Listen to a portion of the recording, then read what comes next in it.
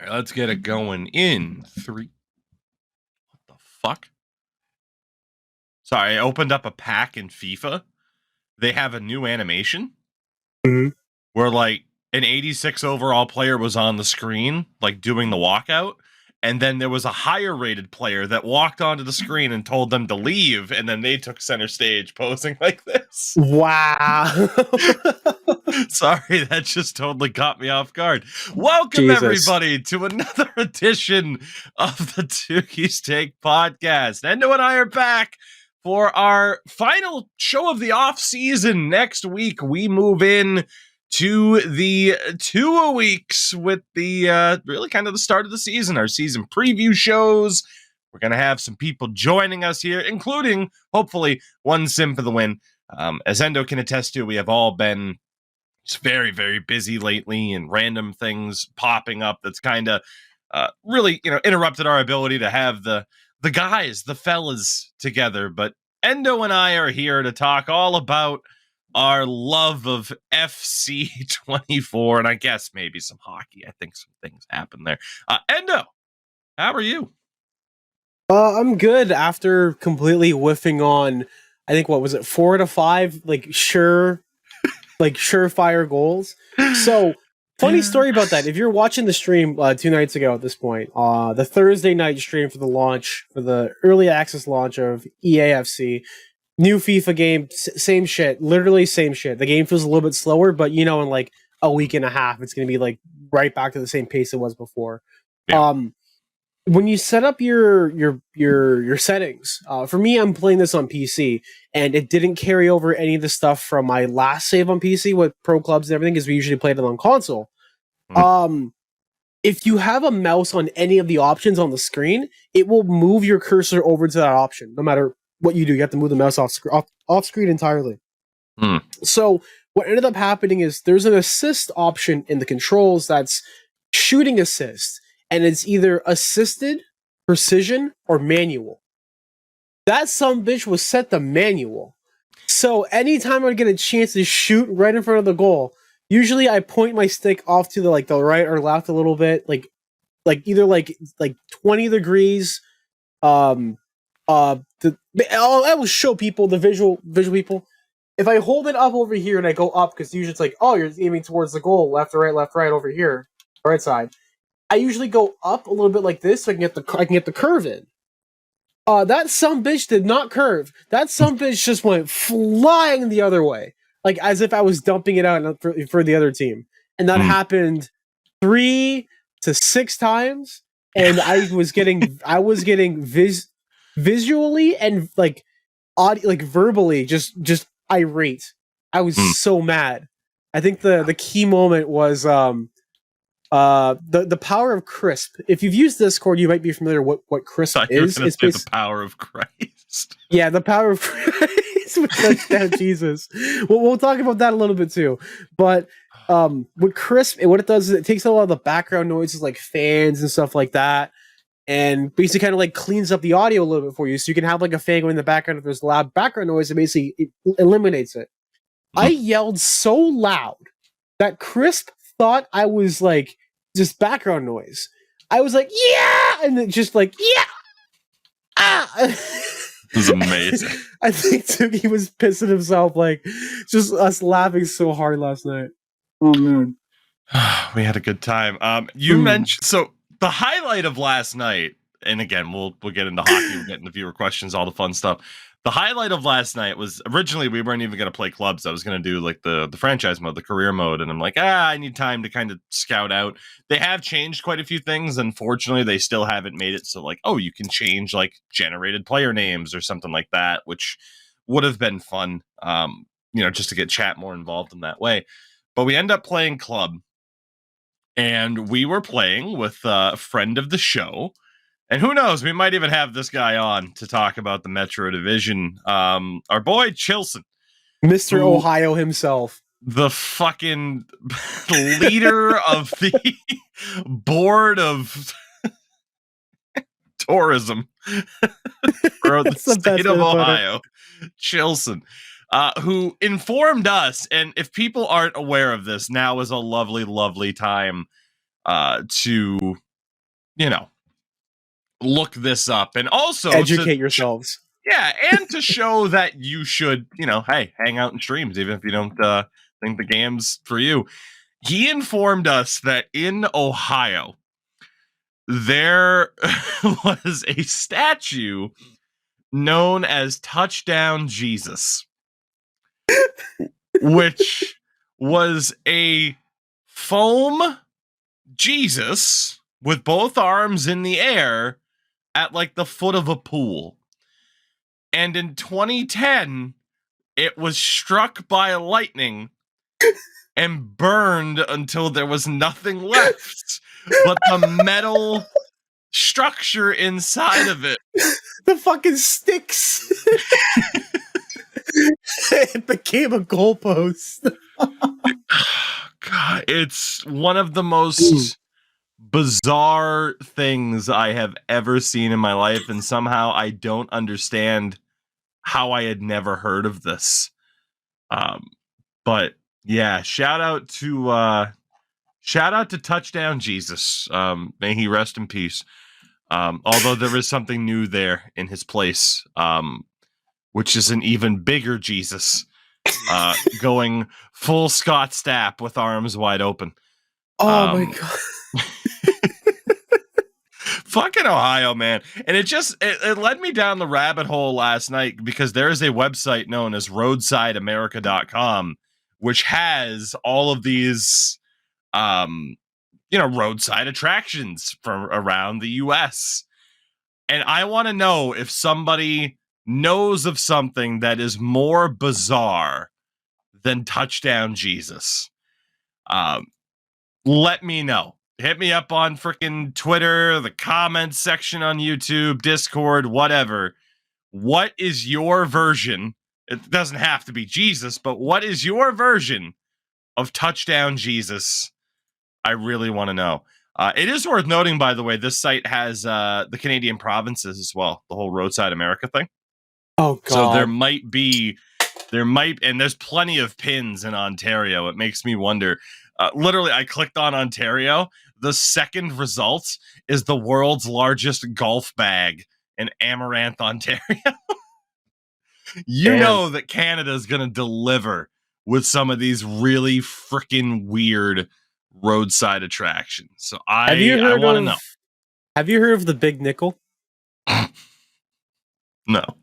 You guys don't even have nickels. Yes, we do. Do you? We don't have who told you we don't have pennies? I don't fucking. I thought you did everything in the fives.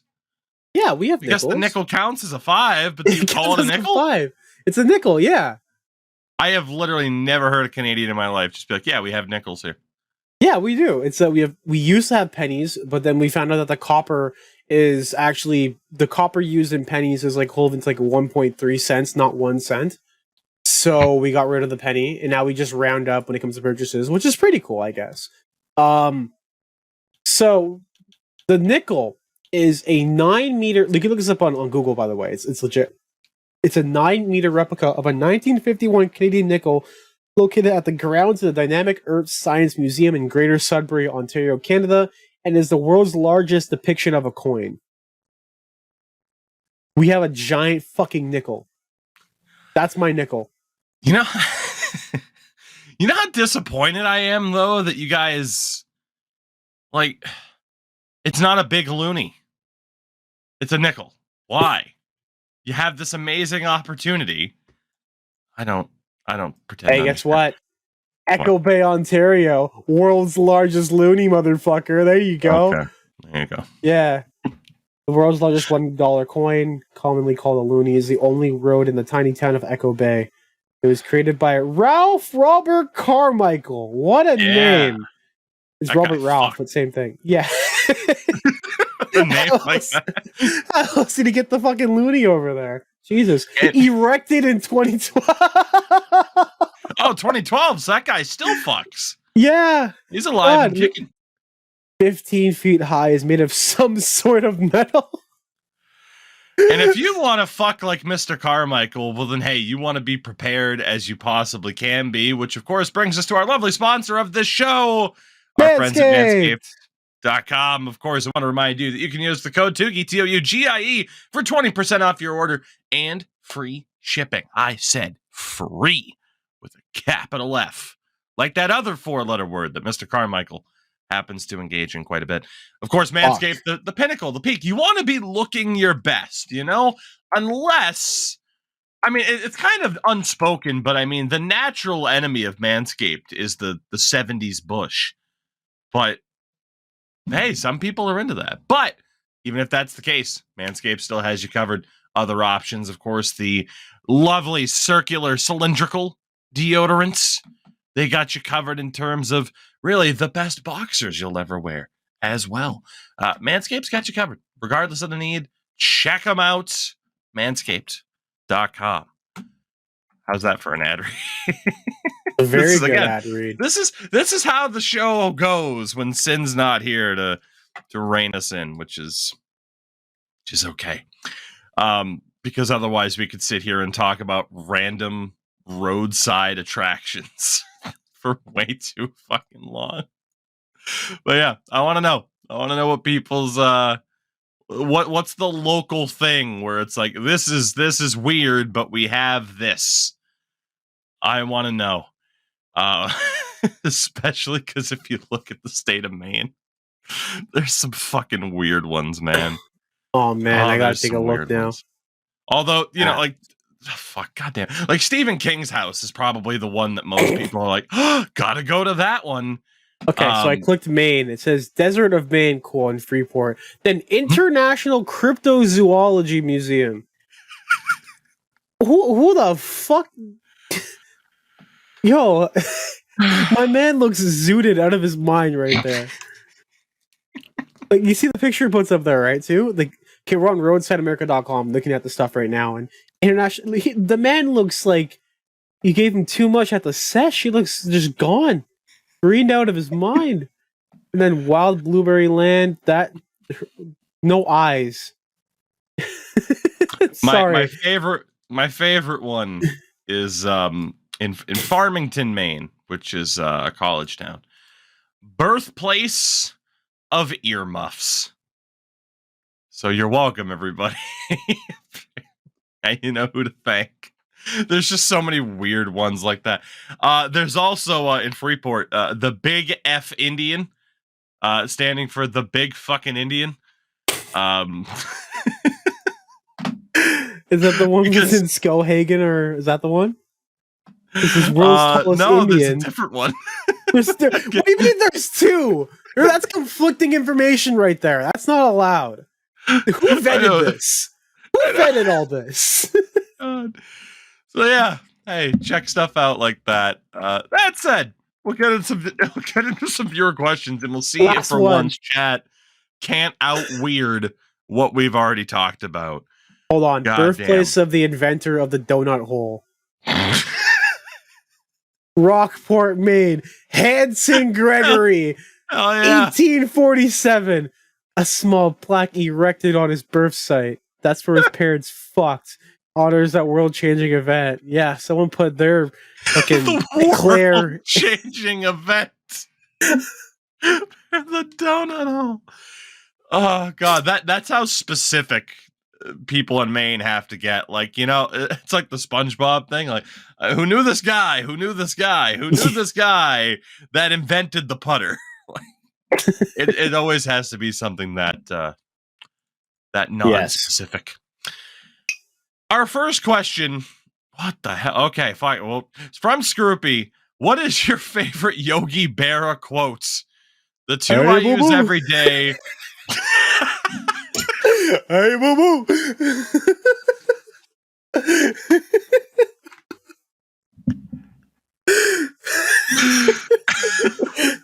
That was pretty good too, wasn't it? The problem is I knew that's what you were gonna do, and I'm like, don't do it. But that's gonna task it. Don't forget to pick the casket. Oh man. From Ender. What is your favorite? I mean, we can't top that, Scorpio. I'm sorry. Oh man. In fairness, the two quotes, it's deja vu all over again. I didn't know that was a Yogi Berra quote. And in theory, there is no difference between theory and practice. In practice, there is. From Ender, what's your favorite podcast to listen to? Not including your own, he says. Endo, do you have a favorite podcast? Do we include like defunct podcasts that like don't exist anymore? Sure. Yeah, okay. So my favorite podcast to listen to, what got me in the podcast, was Sleepy Cabin. It was a former podcast by a bunch of Newgrounds animators, including Oni NG, Rice Pirate, Spaz Kid, Psychic Pebbles, who has his own TV show on what's it called? Adult Swim, Smiling Friends, and a bunch of other people in that whole like Newgrounds space. And they would just talk about basically literally anything. And it was so off the rails, the wildest conversations. It had a bunch of hypotheticals, and Spaz Kid, aka Corey, would just go off the rails with everything. Current podcasts, I would say Castle Super Beast, with because I'm a big Super Best Friends Play connoisseur. What Pat stares at, aka Patrick Boivin, and Wooly Wolves Madden. Of Wooly Versus, and they just talk about games. It's not even the conversation about games, because they talk about shit I really don't care about. Like, they will go on about the FGCs for like days on end, and everyone's just kind of like, Wooly, just shut up. We just want to talk about something else. But just the general way they talk and the things they talk about, and the just the humor in it. Sometimes they just make each other laugh. That's the one thing that I really appreciate and I really like. I mean, I feel like that's why a lot of people listen to this show. It's like, they talk about hockey sometimes, and that's cool, but also you just never know what the hell we're going to talk about. Exactly. So that's got its appeal. At this stage, the podcast I listen the most to is Post Wrestling. Just kind of my go-to for anything kind of wrestling related. Aside from that, I mean, Fiance's favorite podcast is My Favorite Murder, so I've listened to a lot of that on road trips and stuff like that, or just, whenever there's extended time in the car, which is also a really good podcast. So, but yeah, at this point, it's definitely the post wrestling side of things is the one that I listen to the most. To support them on Patreon as well. They are tremendous, but obviously, if someone's not a fan of wrestling, it probably won't appeal. But yeah, post wrestling for me at this point. From Reds Rebels, who is the worst player you've ever seen play for the Bruins and or the NHL? So we'll phrase it as this. Who is the worst player you've ever seen play for your favorite team? That's Mike Komisarek. I like how quickly you were able to think of somebody. I was like, and I said Komisarek. That man got paid so much money for little output he was able to do. Then again, that team during his era just absolutely sucked. Like, we went from Mike Komisarek like straight to Dion Phaneuf. And I think the reason why I think Mike Komisarek is because 2BC had a shootout video, and he was with Leafs, and I think he was going against the Habs online, and he's like, "Oh man, we got to go through." He's like so pumped. He's like, "Got one more chance. We got this. No worries, whatever." And then he gets to the line. He gets this opportunity to shoot, and it's fucking Mike Komisarek. And he goes silent. He goes fucking silent. It was the best. It was the most like, you can't write this shit moment. But also because Mike Komisarek, I don't know. Like, I feel weird saying like, a player sucks because they made it into the NHL. And if you're an NHLer and an AHLer. Yeah, like, I want to throw someone under the bus.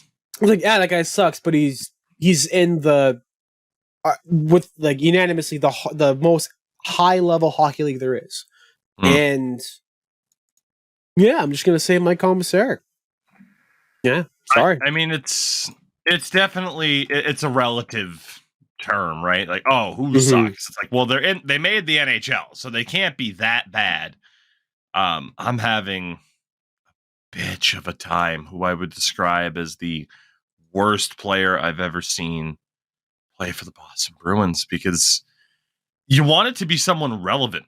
Like, there have been random dudes who played for your team, your favorite team, where it's just like they were only there for a cup of coffee. Can you even consider them? Like, Kaspars Daugavins played for the Bruins, but he barely played. So it's like, is it fair to list him off? Or it's not fair to be like Wade Redden, because Wade Redden at his peak was pretty good. By the time he got to the Bruins, he wasn't very good. So, man, I don't know. That's a real tough question. But I guess if you're keeping it in like a bubble of what they did when they were there, God, yeah, I don't know, man. That's a really, really tough question for the reasons that Endo pointed out. I feel like most disappointing player would be a decent one. That would be a little bit easier, because then you're kind of getting into the fact of saying, like, hey, they are very good, and hey, they had those expectations. And Lord knows there's a lot for the Bruins. I mean, you could go with former draft picks like Jordan Caron. You could go with Louis Eriksson, who was traded for Tyler fucking Sagan. There's a lot more options once you start talking about most disappointing player. Does a certain draft year of a certain number come up in the equation there? Yeah, it does, doesn't it? There's your free space, boys. There it is. There's your free space. The 2015 NHL entry draft. It's brought up for the Boston Bruins. Fill in that bingo square. It's there.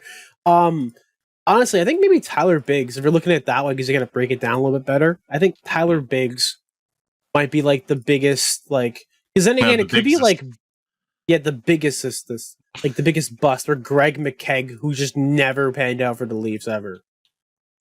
Former Bruin, Greg McKegg. Yeah. There you go. Oh, God. From Young Burrito. Sorry for the question last time. Don't worry. We don't remember what it was. But if you had to be one plant, what plant would you be? An industry plant. The industry plant's an amazing answer. Just Chance the Rapper. You know, I got the problem when you problem with me. God, I love that so much. I'm on fire tonight. Jesus. I can't top that in. With me. From who is this? Oh, it's Hawks. Hawks, well done. Username on Discord right now is Sister Christian Cage. That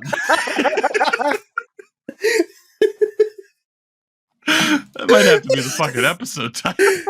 He has the best names. Oh, incredible. Man. The most underrated item of clothing. Mine are jeans, he says. Belt. Belts are underrated, aren't they? Yeah. God, only because it reminds me about 2003 without them. Oh man, my whole life would change if those weren't a thing. Oh man, it just reminds me of there's a Nardwuar, the human serviette. You familiar who Nardwuar is? I am actually. I am. Good, cultured man. And there's an interview with, I think he's with Travis Scott or some sort of rapper, and he says to him, and he says to the guy, he says, "How do you keep your pants up so high?" And then he just looks at the camera for like a good 10 seconds. He just says belt. It's the greatest. My favorite Nardwuar moment. And I'm familiar with him. Like, I haven't watched everything, but I understand, like, man, he's been around for like 15, 20 years plus. It's crazy. Original Much Music guy. My favorite moment is he was interviewing ICP. And he says to so I understand the owner of Fago hates you. And Violent J just sits there and he's like, that can't possibly be true. Like, it breaks his brain. Like, the concept that the owner of Fago could possibly hate the Insane Clown Posse. The other one, freaking Shay. He's like, we made them too much money. That can't be true. But it was just the response of, like, just dumbfounded. Like, that can't possibly be true. Oh, man. I respect Nardwuar's ability so much to just be like, to just be able to break the brains of the people that he's interviewing, it's incredible. Yeah. So a massive amount of respect. Dude, like, pulls up your grade 1, like, yearbook, and you're, like, 40 now, and it's just like, oh, is this you in the picture here next to Snoop Dogg? And you're like, yo, what the fuck? How'd you know that? It's like, oh, you used to go by this name when you were younger. Can you tell us more about that? And it's like, yo, I never told no one about my mom's about that. It's like, what's going on? It's insane. So it's like, God. Well, your insert name here, we have to know. It's like, okay, man, like, you work for the feds? Like, Jesus. Like, the research level is just out of control. So yeah, it's like that guy on GeoGuessr, Rainbolt, who like looks at like a pixel. He's like, yeah, it's Africa. Looks at the grass. He's like, yeah, that's Montana. Just... I love watching people like that on YouTube or on Twitch, where it's just, man, like the no zoom, no panning. Literally, they just get a screenshot, and it's like, oh yeah, that's on fucking Beale Street and fucking Vancouver or whatever the fuck. It's like, how? My favorite. We play GeoGuessr on stream, and I can do pretty well, but holy fuck, like the amount of time and effort it would take to get to that point where you're just like, oh yeah, no, that's where this is. It's crazy. Man, like there was this one thing that he did, specifically Rainbow, where he decided to. Someone posted a picture of a bagel, like cream cheese with the schmear, all that stuff on there, and he's like, "Man, this shit's so good. I'm not gonna tell anybody where this is." And within a fucking week, this man found out what order he had, where the restaurant was, and made the order and said, like, "Oh, to get it, you have to say get the Rainbow." This man snatched his whole name, his whole word for word, bar for bar, and just took it with him. It's ridiculous. God damn. From AJ, what's your favorite food item from Canada? For him, it's poutine. Endo, for you, what's your favorite food item? From Canada? I'm not sure if this is exclusive to Canada, but we have this thing called beaver tails. Yes. So it's basically like a flat pastry in the shape of like a kind of like a beaver tail in a way, hence the name. Haha, gotcha. And then they put a bunch of whatever on there, a bunch of candy, frosting, whatever you want. There are different types. You can get like bacon on it and stuff like that. Like I've had that like once. I was like, yeah, this is so good, but then I realized like how gross it was. I'm like, yeah, I'm gonna have it once and just never again. Because it's like, you know when something's so good, you just kind of like, yeah, I'm just gonna only one time offer, buy one get one, never again. For me, I got it. I mean, you know, again, I live in Maine. I'm close enough to Canada. I have been several times. I mean, good poutine's fucking delicious. There can be bad poutine, shockingly. I don't know how the hell people manage to mess up poutine, but they do sometimes. I mean, yeah. You go with the poutine, you go with the ketchup chip option. Like you can't go wrong. You can't go wrong. All dressed chips. Oh yeah, go for that. That's the way. That is the way. So I mean, like I said, there's enough crossover where it's like, I remember one time looking up like, oh, like what's a stereotypical Canadian food, and obviously it's like a lot of it, like depending on like if you're on the coast, is like, oh, like lobster, seafood, and I'm like, I'm right there. We fish out of the same fucking waters, you know. So there's a lot of crossover for me. So yeah, we'll go with like the poutine and a ketchup chip option. It's fine. From BK, have it your way. Will Connor Bedard hit 40 goals in his rookie season? I no. Just, I don't think so. Yes. My hope is to see him hit 25, and he could hit more than that. Look, I saw the freaking clips of his fucking release in that whole freaking preseason game or whatever the hell. It wasn't even an NHL preseason game, but the whole rookie tournament thing. His shot's unfucking believable. Like he is as advertised right now. But that said, just looking who he's playing with, is concerning. Now, granted, we don't know yet, but Cap Friendly has him listed as playing with Taylor Hall and Tyler Johnson. Yeah. I like Taylor Hall a lot. You know, he was playing middle 6 minutes instead of top line, so we had 36 points in 61 games last year. Maybe, excuse me, that Connor Bedard turns Taylor Hall back into what Taylor Hall once was. I wouldn't be surprised, but at the same time, like I view it as I don't want to set the expectations too high. And I think that's what people need to do, is because if everyone's like, oh, Connor Bedard, he's going to hit 40 goals and then he gets 30, people are going to be like, was that a disappointing season for Connor Bedard? And then we got to get into the argument of like, well, no, he scored 30 goals as an 18, 19-year-old. It's like, yeah, but he should have scored 50. Look at this. I don't want to get into that fucking nonsense. So will he score 40? I don't think so. Anything less than 25 would be oh God, what went wrong there? I mean, he's practically a shoo-in for the Calder. I mean, all things considered, at least in the preseason voting, he's insane. But yeah, I don't know, man. 40 that's setting the bar really, really high. Yeah, I agree with that. It's like, I think people are making a lot of comparisons because he has a very, very similar release to, you know, Leaf legend Austin Matthews, and the way that he plays his game and kind of the same kind of style is there. But Austin Matthews' rookie season was filled with stars. You had William Nylander, you had Mitch Marner, you had a whole bunch of other players as well. Like he really, it's not that he didn't do it on his own, but he had help. He had a lot of support and help. Not to say, you know, Tyler Johnson and Taylor Hall aren't elite, but at the same way, it's two teams that are at different stages in their development. You know, it was an amazing opportunity for the Leafs to grab Austin when they did, and it paid out because they immediately made the playoffs after. And it shocked literally everybody. It's like, oh shit, they're that good. Because, you know, Marner got called up, Nylander got called up, and everyone just kind of, you know, went for it. Right.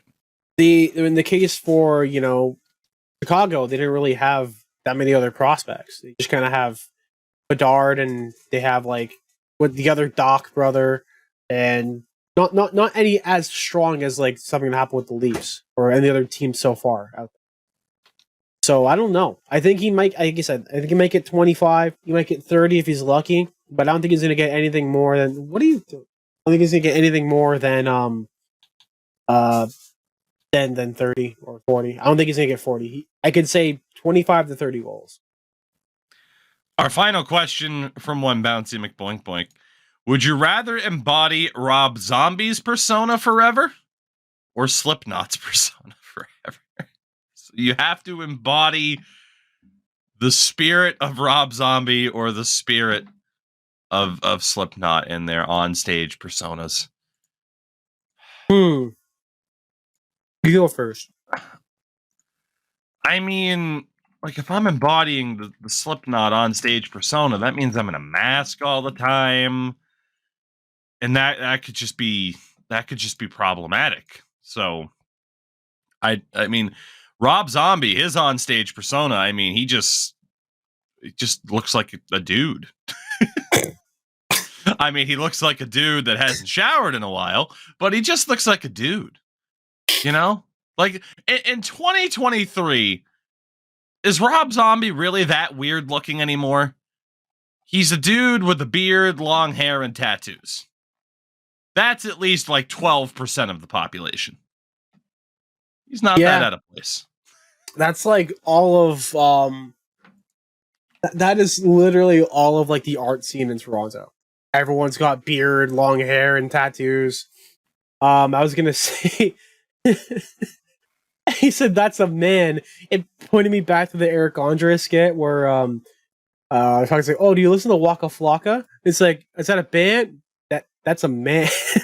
I don't know. Maybe Slipknot. I mean, I always wear a mask anyway because I'm mostly playing hockey. So, and the drummer for Slipknot is also a goalie. and got his mask painted by the guy who does Carey Price, Markstrom, a bunch of other NHLers masks done up too. Like I remember when the guys at Bar Down were kind of facilitating that whole thing. It's pretty sick. So yeah, I go with Slipknot. Why not? There you go. Why not? Slipknot. Why not? Thank you, everybody, for the questions. By the way, we appreciate it as always. With that, we'll actually get into talking about some hockey here. And we do have quite a few things to touch up upon here. We'll be bouncing around from topic to topic a little bit. Wanted to start off with something that caught my eye the other day, and I'm like, oh, yeah, we didn't talk about that. Not the biggest story in hockey. We're going to save that for last, a.k.a. a victory lap. Wanted to mention before I'd forgotten, Matvei Michkov. We talked about at the start of the season, he was barely playing for SKA St. Petersburg in the preseason, got little ice time in this first game. Since then, he was loaned out yet again to Sochi, where so far this season, he has 5 points in 4 games as an 18-year-old in the KHL. Thank God. Thank God he got loaned out. What a sigh of relief for Flyers fans. And the second anyone's like, oh, well, maybe it's clear when he's on the ice and he's given a chance, he is an unfucking believable player at his age doing what he's doing in the KHL. There aren't too many people in the history of that league to do what he's doing at that age. I mean, again, he had 20 points in 27 games last year for Sochi. So Flyers fans rejoice. Matvei Michkov not being ruined by SK St. Petersburg. Thank God for that. So, like, another thing too is SKA, from what I can remember, is the state-owned team. So they're going to have a lot more say in, certain ways and certain things are going on over there. Note that when he was playing in the VHL, which is like just under the KHL itself, he was getting a lot of ice time, put up 14 points in 12 games, and then basically had to get called up and was basically buried until he was then, loaned over to Sochi. With, Michkov possibly 10-1 heading to the NHL when his contract is over with the KHL itself. They're gonna try and bury prospects. Another thing too is we talked about this before, and let's say, for example, you are a young prospect in Russia and you want to come play in North America. You now have to pay out all of your fees. It's kind of similar to, what is it? Buying contract out of your club in like football. Yeah. Or like to leave, you have to pay that transfer fee kind of thing. And that's now becoming something that's over in, at least in Russia, with their development and how they're going over there. Whereas like you have to pay back like all of your fees because they see it as, they're wasting their development or they want their money back kind of thing. Right. Want to grow home talent and keep the talent there, which in a way it's smart. It promotes, building up talent and how them stay and then play in the K and, grow up more, not instead of losing players in nationalization and have them play in Canada, Europe, US, wherever. But at the same time, it kind of limits the opportunities where you can go. Let's say, for example, you are a family that like you're really strong at playing hockey, but your family isn't financially able to basically afford that contract buyout or whatever. You're basically kind of stuck there and you don't really have any options. Unfortunate. Right. Yeah. Other things that happen, like I mentioned, we're going to kind of bounce around here a little bit before getting to the big topic in the victory lap. 2 new captains in the NHL, Braden Shen for the St. Louis Blues, and the Rat King himself, Brad Marchand, the newest captain for the Boston Bruins in what is another transitional move, I would say. Obviously it went from being Chara as the longtime captain. Bergeron only gets it for a couple of seasons before retiring. And now Brad Marchand at 35 years old will have the captaincy for, you would imagine, beyond this season. I think a lot of people were expecting it to be Charlie McAvoy. Marchand is under contract for 2 more years. You wonder just how long he'll play and if he'll stick around beyond those 2 years. I would imagine Brad Marchand goes down as a a Boston Bruins lifer. I can't really see it like it outside of the Bergeron thing, where people are like, well, maybe he goes home. It's like, Marchand's from Halifax, so it's like maybe like if he grew up as a Habs or a Leafs fan, it would be, I'll go there for the final year of my career or something, or the Marleau thing. He was there for more than a year, but you get the point. I would imagine he would be there for life. And I did, in fact, last night I bit the bullet. I ordered the new home jersey after hearing some feedback regarding the third, which I did initially really, really like. I think it was someone like Pete was like, he said something about like the material or something like that for the third jersey, where I'm just like, all right, you can't go wrong with a black and gold Bruins jersey. I know some people haven't liked it. My initial reaction was, I've warmed up to those jerseys a lot, though. I was even asked on stream last night, like, would you want the Bruins to keep the three jerseys that they have full time? And I got to be honest, yes. And I think the reason for that is you look at the Patriots changing their look in the aftermath of Tom Brady's retirement. I would prefer the Bruins to do something similar. Granted, it's an old look, but let's go with that new look, and it's a new era. We can leave the previous jerseys for the Bergerons, the Charas, the Marchands of the world. Let's get a new look. It's the same thing that the Leafs did, right? Like they had the kind of shitty jerseys that they had through the end of the 90s and the early 2000s and blah, blah, blah. But then, it's Matthews, it's Marner, it's Nylander. Let's update this look. This is their era type of thing. I'd love to see the Bruins do the same. And yeah, I agree with that. The second I saw Pete wearing those jerseys, I'm like, yeah, they're good. Yeah. They were ones where, again, my initial reaction was a little bit spotty, but I think all things not bad. I think the worst part about the leak or the post, the first thing that everyone saw about it was the image of them being on a 2D plane and kind of like sticky. Those to me are the worst ways to see a jersey. It's the absolute worst because it's just very cardboard looking, very square, and we all know jerseys aren't really that square.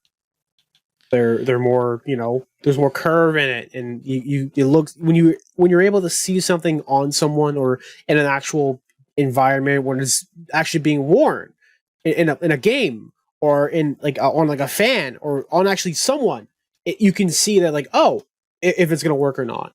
For example, those jerseys work. Jerseys that do not work, the Anaheim Ducks and their location of how they're putting everything. God. Can we talk about that, please? I mean, what's there to say aside from Jesus Christ?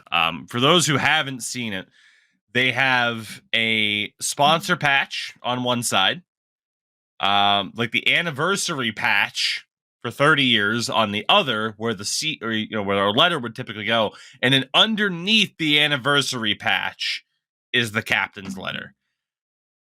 They have to change it before the start of the season. They have to. It looks so fucking bad. I could not believe that. I'm someone where it's like, again, like in terms of sponsorship logos, I'm like, look, man, the NBA has been doing it for years. It's going to happen in the NHL. I'm fine with it. Like, I agree that there's like the Philadelphia Flyers where it's like, oh, here's our orange, white, and black, and then you have a blue sponsorship on there. I agree, like sponsorship logos should be like color coded to the jerseys. But holy shit, like, can we at least get the placement right? And yeah, Anaheim by far is the worst that I've seen. It's crazy how bad it is. Yeah. So there we go. Everyone's day is ruined by having to think about Anaheim's jerseys at this point. Basically. A couple other quick things to mention. Have to mention it. The Tanner Pearson trade to Montreal. It's Tanner Pearson and a third round pick to the Habs for Casey DeSmith going to Vancouver. It is a good deal for both teams. The Canucks get an upgrade as a backup goaltender behind Thatcher Demko that they desperately needed. That said, it's a terrible trade for Vancouver because they ended up in a situation where it's like, oh shit, we got to move somebody because of the cap. Like, it just felt like further mismanagement of their assets as to where you had to give up a third round pick to be able to move Tanner Pearson. it's not their fault that Tanner Pearson was coming off of a major injury, but at the same time, it's just I don't know how much confidence. As I know, we'll just hope that that's good. Slight technical error, and if it's not, then hey, the show got fucked up, and that's the last thing people will hear. It's not as if you could have predicted that Tanner Pearson was going to get hurt, but at the same time, I don't know how much confidence I could have as a Canucks fan in team management at this stage. So that's all. But I do think at least it was a good trade for both teams. Couple other quick things to mention before we get to the victory lap. The PWHL draft took place. Teams are set, at least for the moment. There's a bit of a roster freeze going on at the moment. But heading into the upcoming season, they are slowly starting to kind of drip feed what the looks for the teams will be. Surprise, surprise. Toronto's team going with a lighter blue, in fairness, kind of Blue Jays-ish.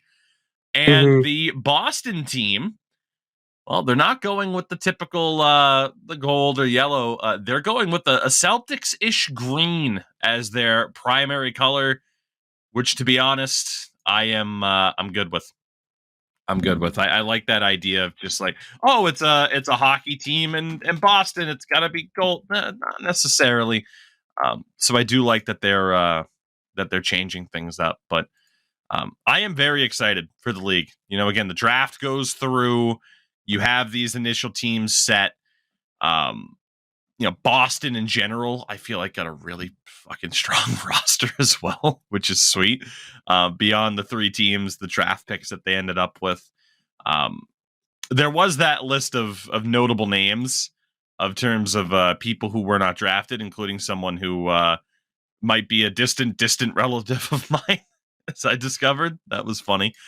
But yeah, there's a couple names. I think the one that really stood out to me was Maddie Rooney, who was the kind of the hero of the U.S. Olympic team. What was that, 5 years ago or so? Right. Something like that, where she just stood on her head in the Olympics, and it just makes you wonder. Like, I hope she signs somewhere if that's her intention is to continue to play. So I'd like to see her sign somewhere. I'd imagine she'd go to Minnesota. She's from Minnesota, but we'll see. She went to college in Minnesota as well. But yeah, shout out to Olympic gold medalist Maddie Rooney. I hope she ends up on a team this season. But yeah, we're going to keep covering the PWHL as well, especially as the season gets underway. Like I said, I am very, very excited. And I think now is the time, especially it's just that idea of not even like, oh, if you like the women's game, hockey in general, it is only a positive thing if the women's game gets fully established, this league gets fully established, and they start making that forward progress. So now is the time, everybody, to hunker down and actually support the women's game beyond just the Olympics. So yeah, hey, there you go. There's my PSA for the day. Yeah. Two other quick things that I don't have too much to speak on. Steven Stamkos, there was an interview where he mentioned being disappointed that there wasn't contract discussion talks this offseason. They got a long time to potentially re-sign Steven Stamkos. It's kind of a non-story at this point. It's something that you'll be able to look back on if Tampa drops the ball in regards to negotiating with Stammer. But for right now, chill for a little bit. But if you're a Ducks fan, then yeah, I think now's the time to be concerned. Good old TVA Sports in Quebec reporting that the Ducks are offering Trevor Zegras a deal in the $3 to $4 million range. The best way I can think to compare this is to go to our lovely friends at Cap Friendly and kind of compare people in his age group and the names that have only gotten 3 to 4 million. Chief among them is probably Martin Necas. When he was 24, he signed a deal at $3 million that he is currently being paid, which again, he deserves a hell of a lot more than that. Trevor Zegras is coming off of back-to-back 60-point seasons. Jake DeBrusk, Noah Dobson, Matches Michelli, I forget which one it is, on the Arizona Coyotes is getting a deal this year at almost $3.5 million for the next 3 years, and he had 49 points last season in 64 games.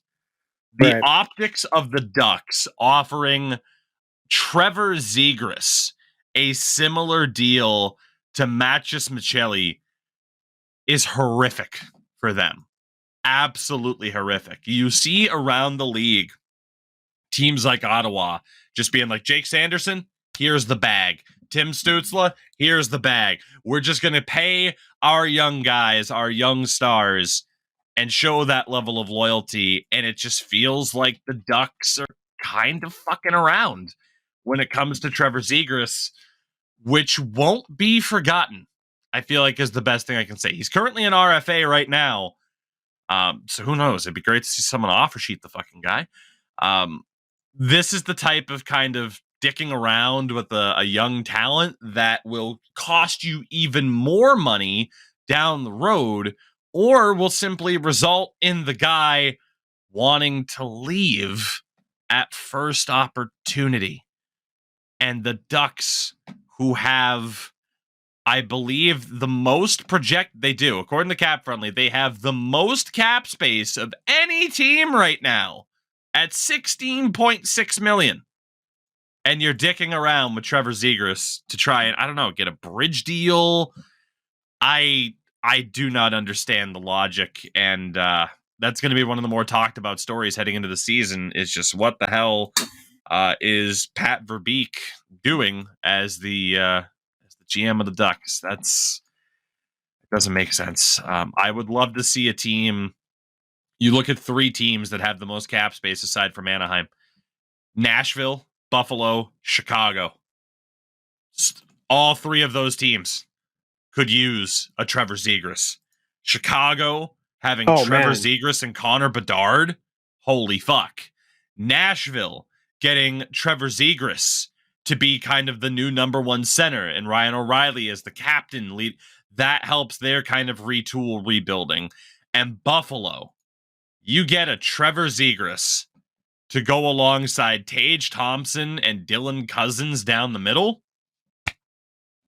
I mean, you know, there's already debates as to whether or not Buffalo's a playoff team. You add Trevor Zegras to that, they're definitely a playoff team. Yep. The problem is offer sheets in the NHL, it's practically a video game statement because it just so infrequently happens. But now would be the time to see something like that happen, because Anaheim just keeps fucking around and I don't understand it. I don't know.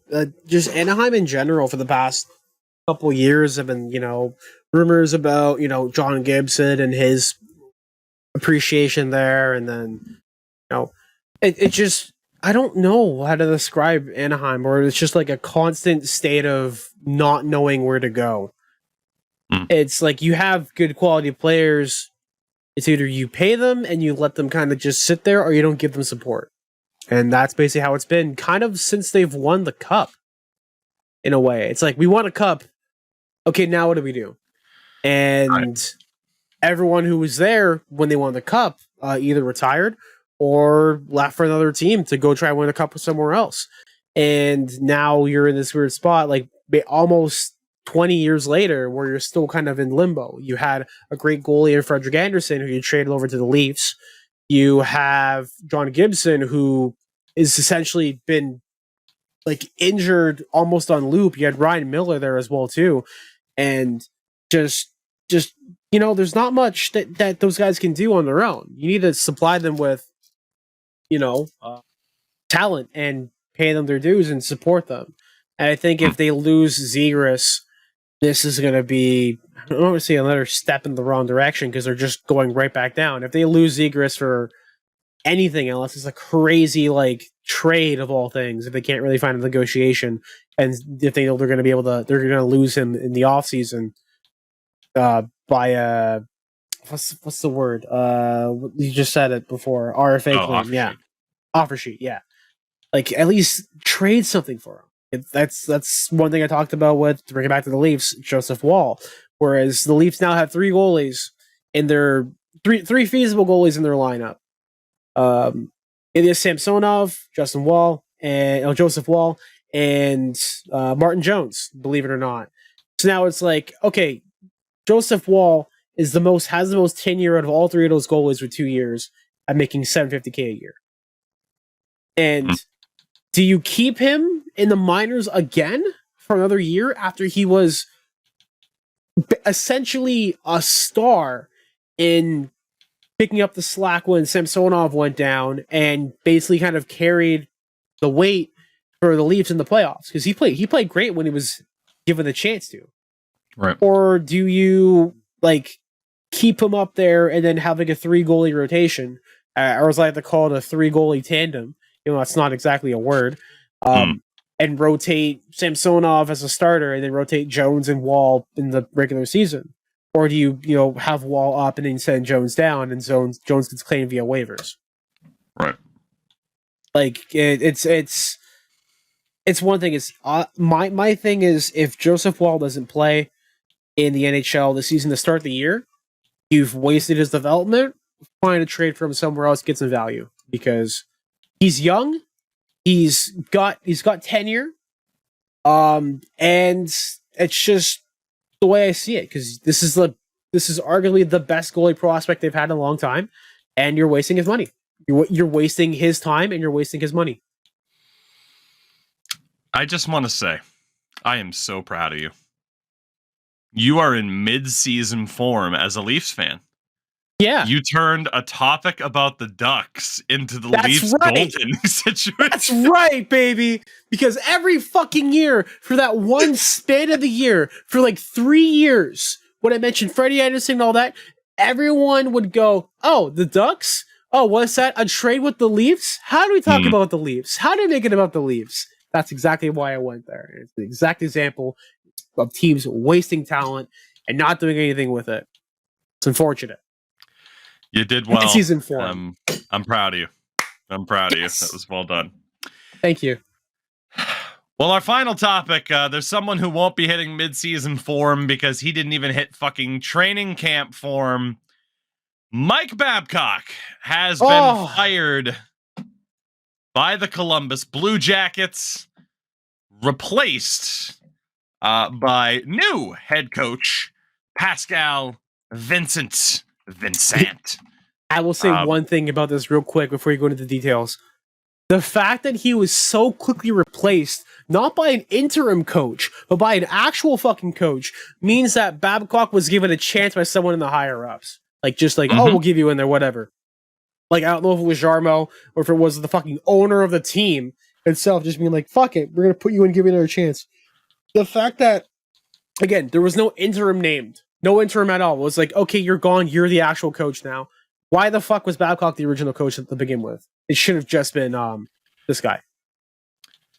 Yeah, I mean, so Pascal Vincent, by the way, former coach in the QMJHL, former head coach of the Manitoba Moose of the AHL. This will be he spent the prior 2 seasons with the Blue Jackets as an associate coach. He's been there. He's familiar with the team.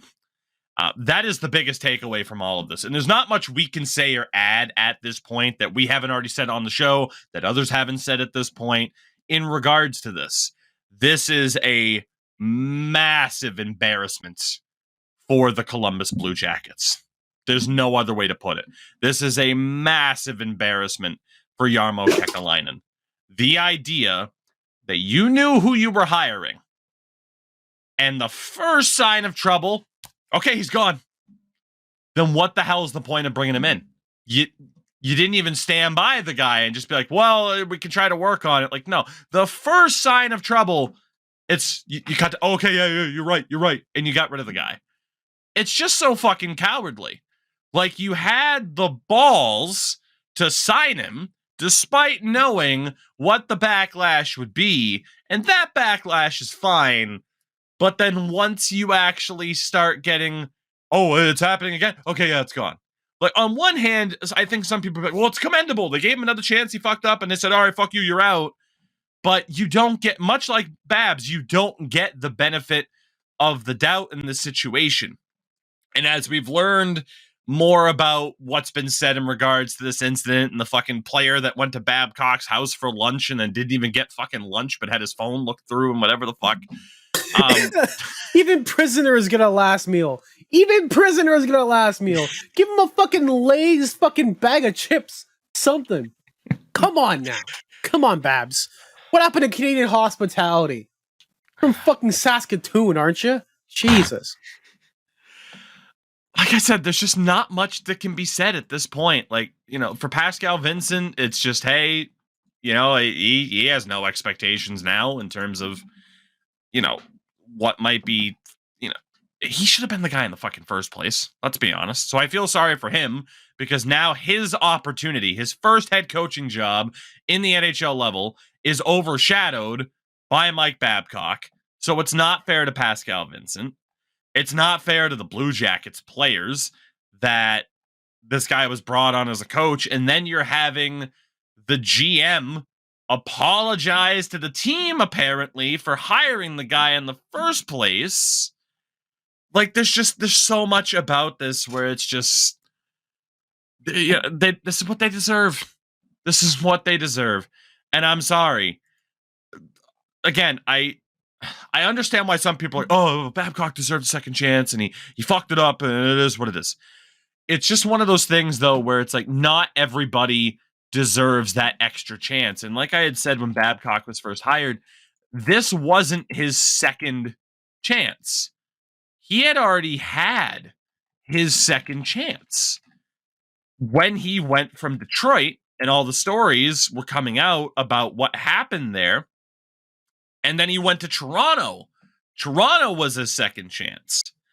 And then he spends a year in the NCAA, a year in U Sports in Canada, and then with Columbus, like, you just knew what you were getting. And thankfully, this will be the end of Mike Babcock. Yes, he was successful in the past with a Stanley Cup championship. He made the finals when the Mighty Ducks made that charge to the final and lost to New Jersey. He was the head coach of the Ducks. He had a couple of Stanley Cup Finals appearances, won a championship. But as we had talked about before, the league changes. And as the league changes, it's not just players and play styles that get phased out. Coaches get phased out too. And Mike Babcock, as a successful NHL coach, that was in the 2000s. That's a long fucking time ago in general.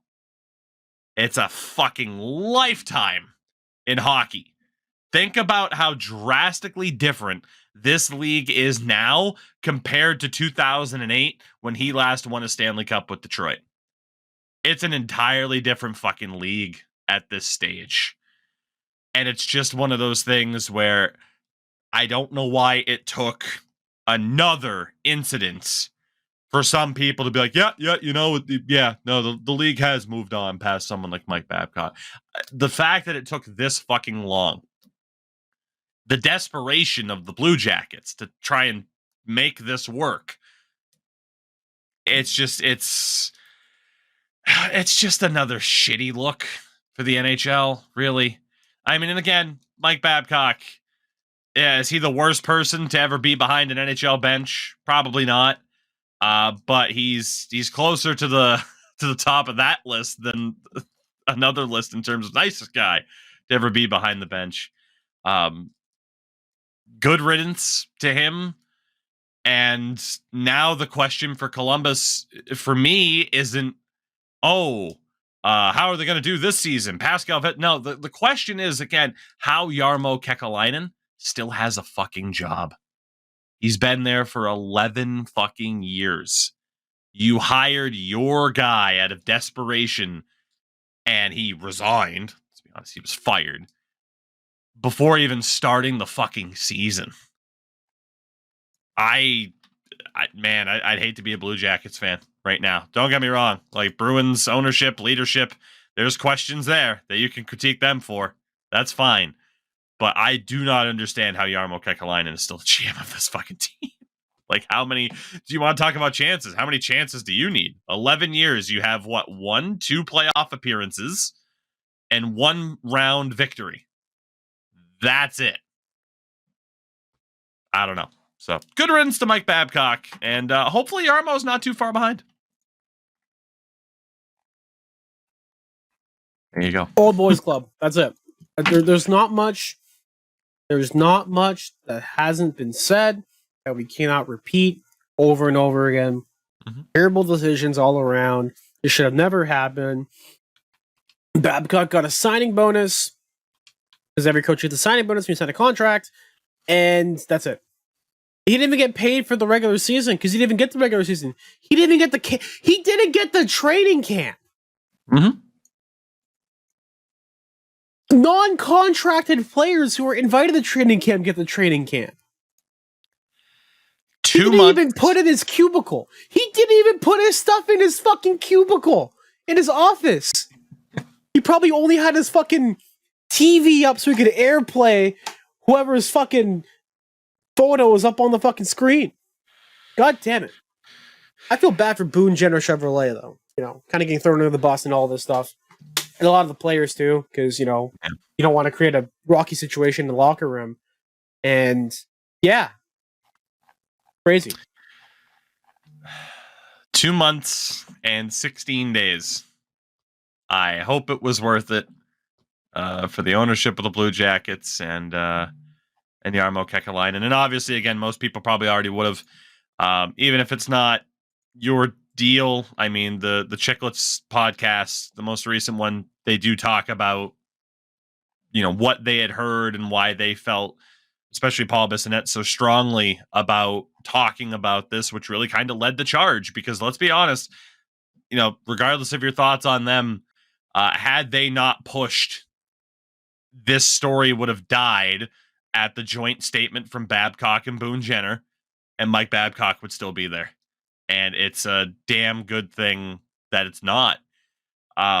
You know, I saw someone comment this way, like, man, in terms of a phone, like, police need a fucking search warrant to go through your phone.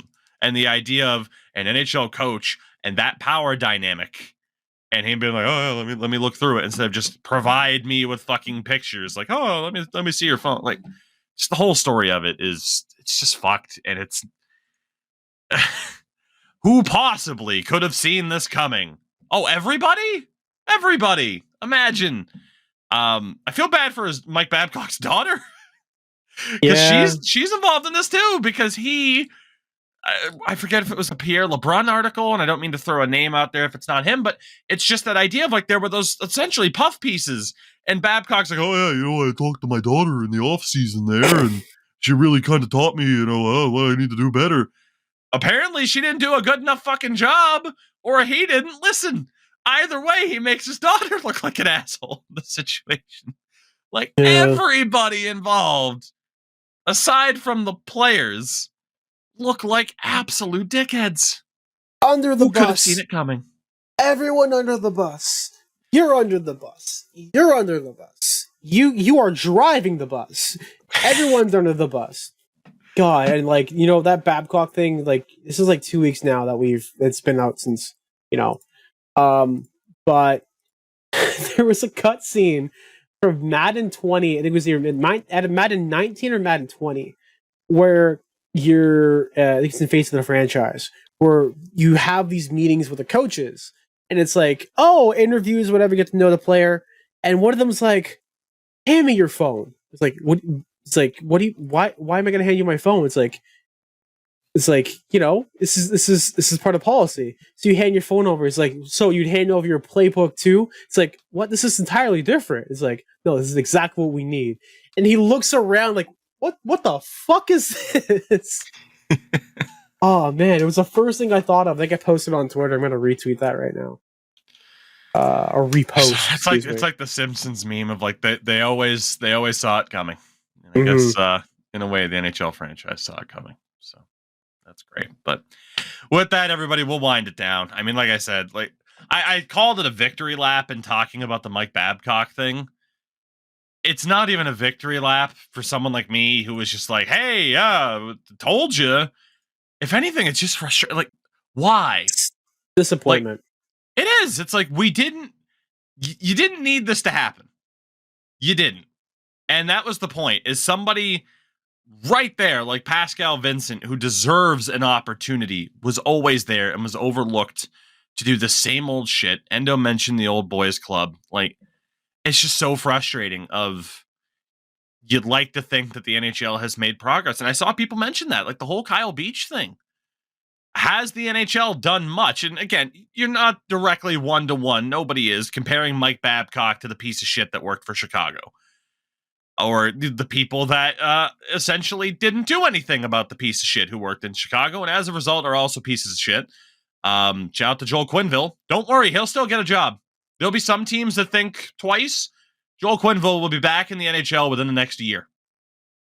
I'm willing to bet on that. I'll put some money down on that. He will get signed by somebody. Because why would we believe any different? Because the NHL doesn't learn. And what has changed in terms of protecting players from that power dynamic that GMs and head coages hold over them since the Kyle Beach thing has happened? Again, it's different. It's an invasion of privacy versus an assault. But at the same time, you don't want to downplay the invasion of privacy too much because it's still very, very fucked up and shouldn't have happened. How much has the NHL learned? And unfortunately, the feeling is not much, if anything, really. So it's just, I think back to this podcast, and I thought about it last year around this time, and I think about it this year too as we get ready for our season preview shows, because it was around this time 2 years ago or so that Endo joined the show. And then obviously not too long after that, it was Sin. And obviously a lot of people have been listening to the show long enough. It's weird that I've been doing this for like 3 years. But obviously, different co-host at the time. And, we had those conversations in regards to like, how much quote unquote negative stuff do we want to cover? And for me, it was like, well, man, if it's the big story, we got to talk about it. His viewpoint was more so like, let's try to keep it as positive as possible. I can't imagine, like, the problem is hockey in itself is not the whole positive thing as much as I wish it was. Trust me, I wish we could have gone with his vision for what he wanted this show to be. And it's just talking about the positive, cool side of hockey, because hockey's an amazing fucking sport. What's happened in those 2 years? The Kyle Beach thing, Mike Babcock, like just so many negative fucking stories at the forefront of hockey that you just simply can't ignore. And I wish that wasn't the case, but it's what the sport's been. And it's, again, just one of those things where it's like, you just want the sport and the people involved in it to be better. You don't want to feel gross about wanting to watch the top hockey league in the world, because there isn't that alternative. Like if you're a professional wrestling fan, there's an alternative to the WWE. Yep. You feel gross about them getting $1 billion television deal and then cutting over 20 fucking people from their jobs. And that's just on air talent. That's not even the hundreds of people that were fired in terms of like the corporate ladder. Yeah. I will say some of the just to completely derail from that, some of the releases that people were saying, like, some of them like, oh man, hopefully go somewhere else too. And people were like, we are finally out. We're gone and we're going. Yeah. Oh my God. It was the best 10 years of mid and we're finally ourselves. I know there's two in comparison that you're talking about, especially that were on a Twitch stream last night. Who were just my God. Oh, here's the dirt because we're independent now. That was so good. God. I want to talk more about that, but this is not the podcast for that. Check out Second Turnbuckle with that man to the left or right of me. I can't remember anymore. That man next to me, whichever way, and the one man Crash Andrews, check out their podcast and talk more about wrestling. Maybe I might be on there because at this point I've gotten reinvested in the wrestling. So it'll be nice to go on there. Hint, hint, nudge, nudge. Yeah. With that, everybody, we'll wind things down for this week. Again, we will be back, I believe, on Monday with our first division preview show. It'll be back to 2 episodes a week starting next week, which is fucking crazy.